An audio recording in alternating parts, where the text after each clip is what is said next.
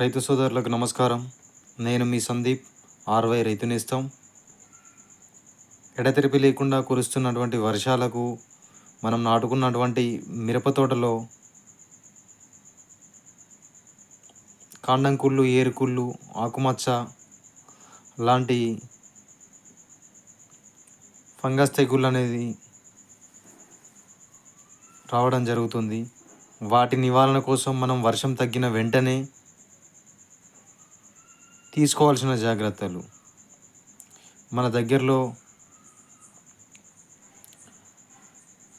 buyer వారి ఇన్ఫినిటో కానీ, BSF వారి జెలోరా కానీ, మ్యాక్ వారి ట్రాజిక్ సూపర్ ఎక్సెల్ కానీ, ప్లాంటోమైసిన్ లేదా స్ట్రెప్టోసైక్లిన్తో కలిపి